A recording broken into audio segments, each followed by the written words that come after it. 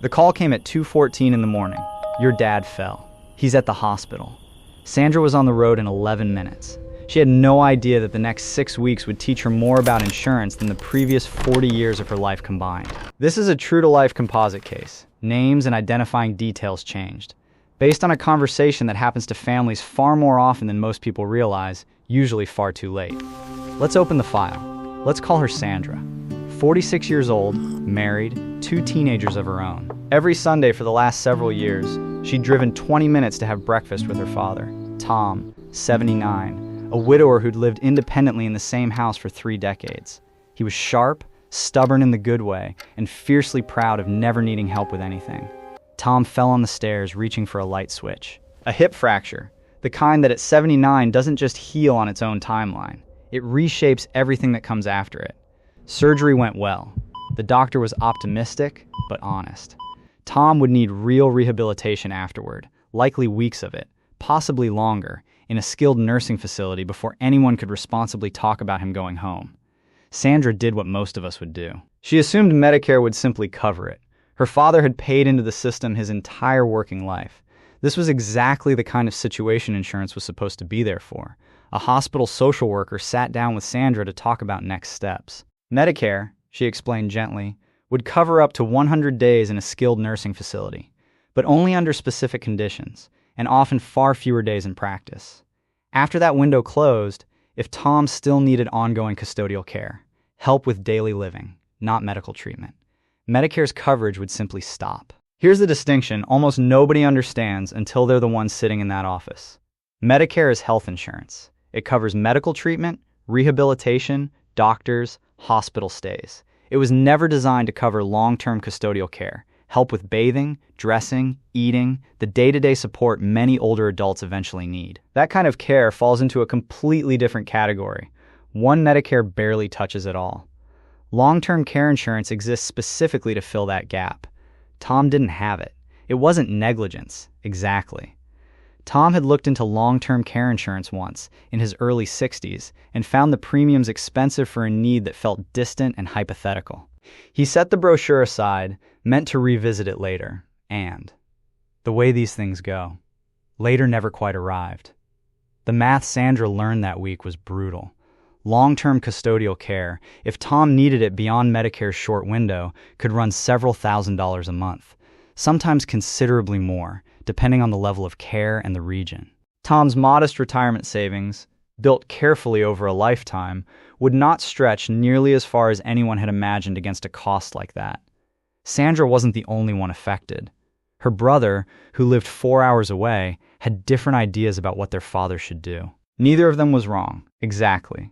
They were just 2 people, both scared, both trying to make an impossible decision with incomplete information at the worst possible time to be making it calmly.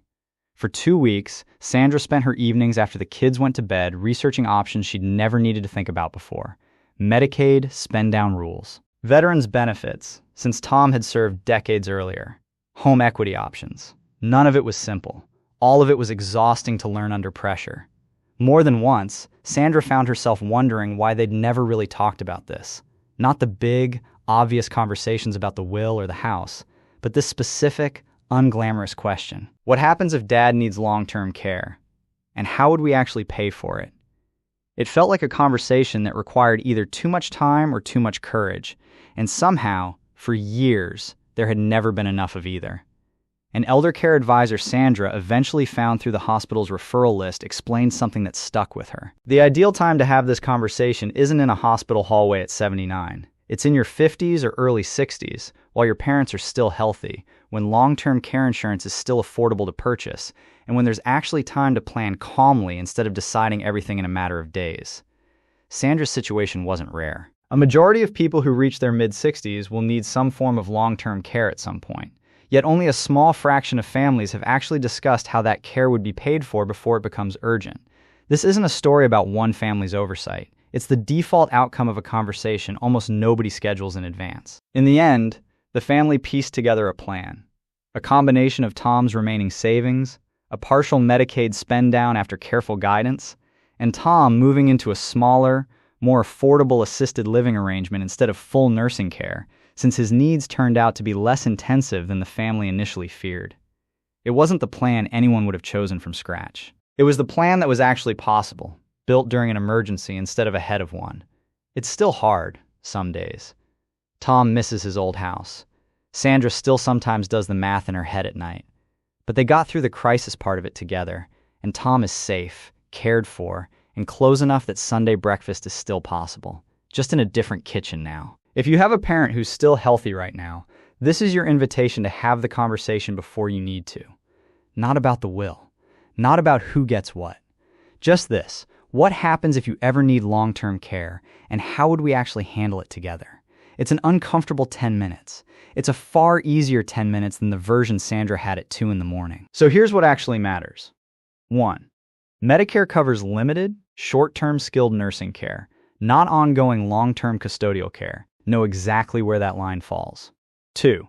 Long-term care insurance is significantly more affordable when purchased earlier, typically in your 50s or early 60s, before health issues make it harder or more expensive to qualify. 3. Have the conversation with your parents now.